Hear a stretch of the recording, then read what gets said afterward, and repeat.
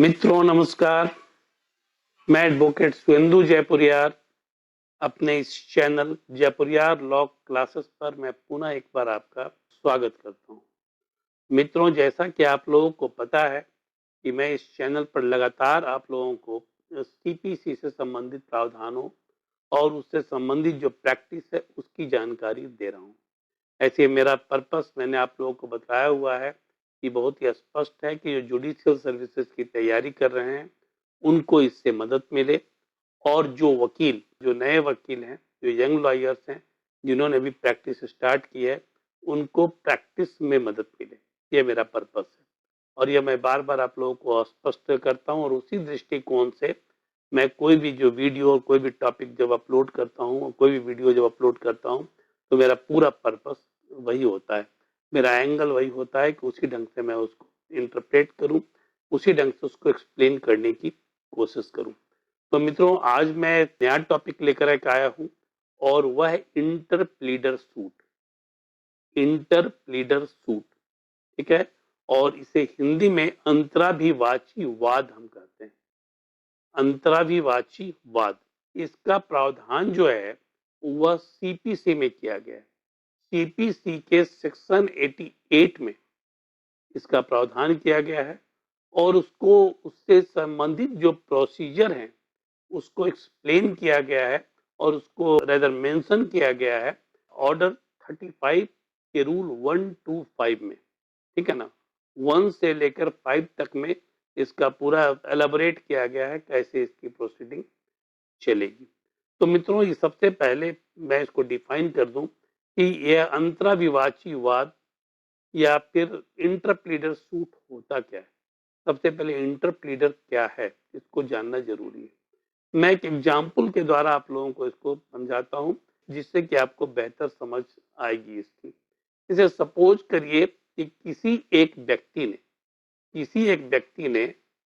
किसी व्यक्ति को, ठीक है ना, वह बाहर चला गया और किसी व्यक्ति को अपना घर दिया, और घर देने के बाद तो बोला मैं आता हूं, तब यह घर तुम देख रेख करना, मैं यह घर आकर वापस ले लूंगा। जब वह वापस आया, ठीक है, जब वह वापस आया और इन द मीन टाइम जब तक वह अपनी प्रॉपर्टी वापस लेता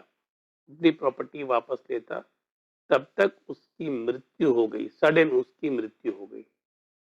अब जो व्यक्ति जिसने उसकी धरोहर को रखा हुआ था, अब उसके सामने यह संकट खड़ा हो गया कि वह किसको हैंड ओवर करे।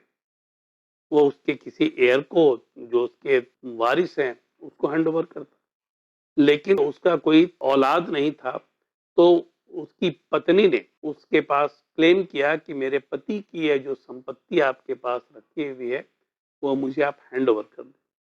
वो हैंड ओवर करने की प्रक्रिया को करता ही तब तक एक दूसरी महिला भी सामने आ गई, और उसने यह कहा कि मैं भी उनकी पत्नी हूं, ये मुझे हैंड ओवर करिए। और दोनों के पास ग्राउंड था, सफिशिएंट ग्राउंड था अपने मैरिज का तो प्रूव करने का। और यह बात सोसाइटी को भी पता थी कि उस व्यक्ति की दो पत्नी है।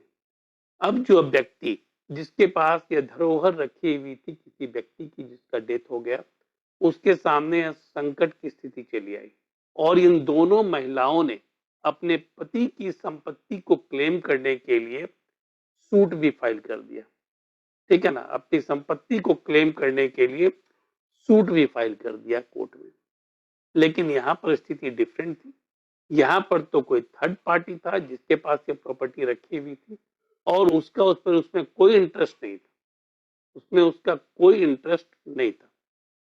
वह सिर्फ कस्टोडियन की तरह वह प्रॉपर्टी की देखभाल कर रहा था, और अपने वादे के अनुसार वो उस प्रॉपर्टी को लौटाना चाहता था।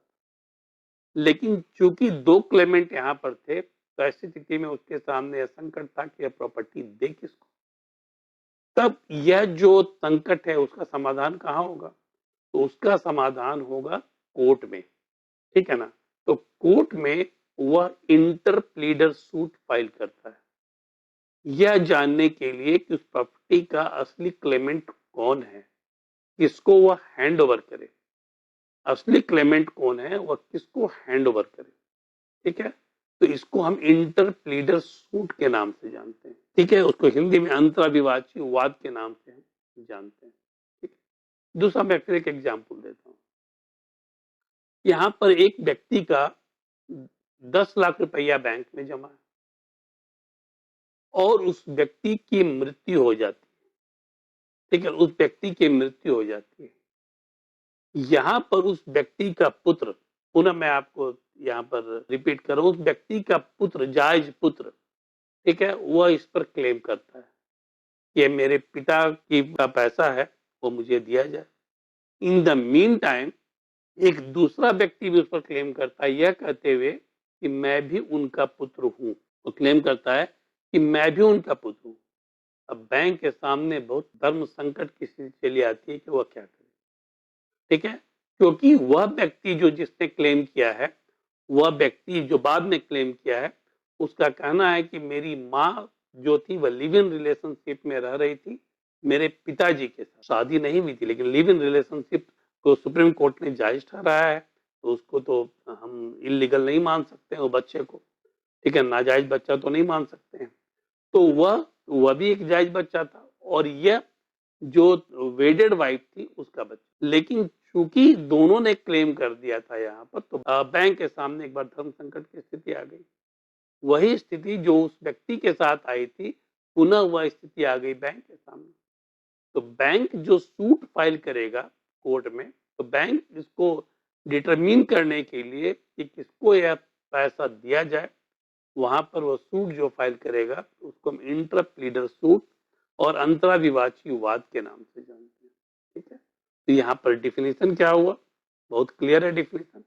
यदि कोई व्यक्ति यदि कोई व्यक्ति जो कस्टोडियन है किसी प्रॉपर्टी का, मूवेबल प्रॉपर्टी का, इमूवेबल प्रॉपर्टी का, और उसके क्लेमेंट एक से अधिक व्यक्ति हैं, उसके क्लेमेंट एक से अधिक व्यक्ति हैं, तब उसका निर्धारण करने के लिए जो प्रक्रिया अपनाई जाती है उसको हम इंटर प्लीडर कहते हैं, अंतराविवाची। और चूंकि यह निर्धारण कोर्ट के द्वारा ही होता है, इसीलिए इसमें सूट फाइल होगा, इसलिए इसको हम अंतराविवाची सूट के नाम से जानते हैं, जिसका प्रावधान सेक्शन 88 और ऑर्डर 35 के रूल 1, 2, 3, 4, 5 में किया गया, ठीक है।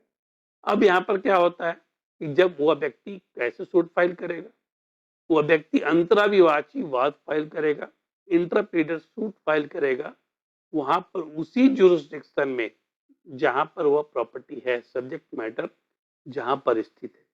जैसे मान लीजिए मैं कहता हूं कि मैं रांची में हूं, रांची में यह प्रॉपर्टी है, ठीक है ना, रांची में यह प्रॉपर्टी है और रांची में ही वह व्यक्ति जिसका डेथ हुआ है वह रहता था।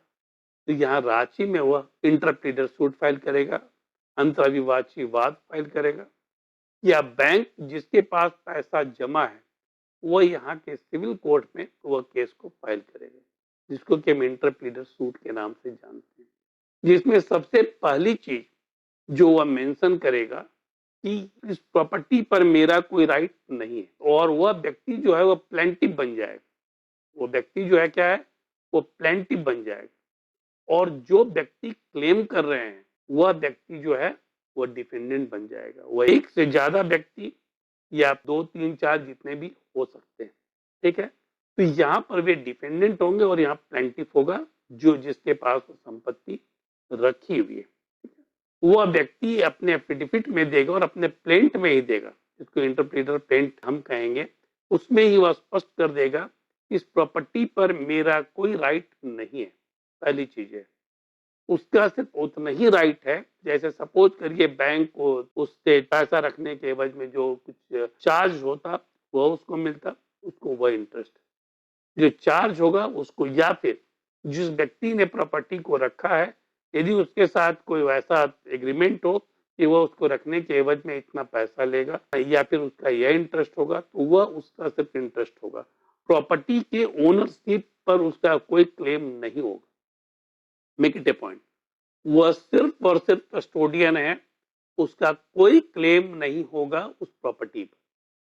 और दूसरी बात यह है कि वह इस बात से भी वाकिफ है कि उसको वह प्रॉपर्टी हैंड ओवर करनी है। कोर्ट को यह बहुत स्पष्ट तौर पर बताएगा कि वह सही डिफेंडेंट को यह प्रॉपर्टी हैंड ओवर करना चाहिए, सही डिफेंडेंट को यह प्रॉपर्टी हैंड ओवर करना चाहिए। तो यहाँ पर बहुत स्पष्ट तौर पर सूट में इन सारी चीजों को मेंशन किया जाएगा। जो प्रॉपर्टी का डिस्क्रिप्शन है उसको उसमें डाला जाएगा। जैसे मान लीजिए कि कोई इमूवेबल प्रॉपर्टी है, उसका डिस्क्रिप्शन डाला जाएगा, उसकी पूरा उसका चवद्दी, उसकी सारी चीज डाली जाएगी।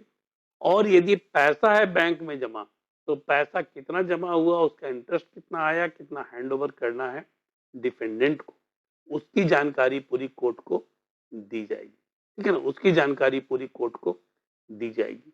यहाँ पर मैं एक बात मेंशन कर दूं कि लेकिन यदि दोनों के बीच में या फिर तीनों के बीच में या चारों के बीच में कोई विवाद पहले से चल रहा है, इसी तरह का विवाद मान लीजिए चल रहा है और उस पर इसी प्रॉपर्टी को लेकर विवाद चल रहा है और कोर्ट ने उसमें मालिकाना हक को निर्धारित कर दिया है, उस पैसे का मालिक कौन होगा उसको निर्धारित कर दिया है, या फिर वह प्रॉपर्टी को कौन इनहेरिट करेगा उसको डिसाइड कर दिया है। तो जब ये डिसाइड हो जाता है, जब ये डिसाइड हो जाएगा, उसके बाद इंटर प्लीडर सूट जो है मेंटेनेबल नहीं होगा। मतलब मैं फिर रिपीट कर रहा हूं, यदि डिफेंडेंट जो प्लेंटिफ है, वो प्लेंटिफ ने जिसको डिफेंडेंट बनाया और उन लोगों ने उसी प्रॉपर्टी को लेकर, उसके ओनरशिप को लेकर कोई केस फाइल किया हुआ है कोर्ट में और कोर्ट ने यह निर्धारित कर दिया है कि वह प्रॉपर्टी किसकी होगी, मूवेबल या इमूवेबल, ये प्रॉपर्टी किसकी होगी, तब उसके बाद इंटर प्लीडर सूट मेंटेनेबल नहीं होगा। तो वाद जो है वह कोर्ट में सुनने योग्य नहीं होगा। इसका मतलब यह है कि जो प्लेंटिफ है, जो कस्टोडियन है, उसको उसी व्यक्ति को हैंड ओवर करना है वो प्रॉपर्टी जिसके पक्ष में कोर्ट ने फैसला दिया है। ठीक है ना, जिसके पक्ष में कोर्ट ने फैसला दिया है। तो मित्रों, मैं समझता हूं कि इंटर प्लीडर सूट बहुत छोटा सा टॉपिक है, या बहुत छोटा सा और वाद है, बहुत ही सिंपल तरीके से इसको डील किया जा सकता है, वह आप लोग समझ चुके होंगे। और लेकिन इसके बावजूद भी यदि कोई प्रश्न आपके मन में है, ठीक है ना, कोई प्रश्न आपके मन में है, तब ऐसी स्थिति में आप कमेंट बॉक्स में डालें। मेरी कोशिश होगी कि मैं आपके उस प्रश्न का जवाब दे सकूं। मित्रों, यदि आप लोगों को यह वीडियो अच्छा लगा तो उसको शेयर करें, सब्सक्राइब करें, बेल आइकॉन को पुश करें जिससे मेरा लेटेस्ट नोटिफिकेशन आपको मिलता रहे, और साथ ही साथ सब्सक्राइब जरूर करें। तो मित्रों, धन्यवाद। और मैं उम्मीद करता हूं कि आपकी तैयारी अच्छी चल रही होगी और आप लोगों को लॉ में कोई समस्या नहीं आ रही होगी। धन्यवाद।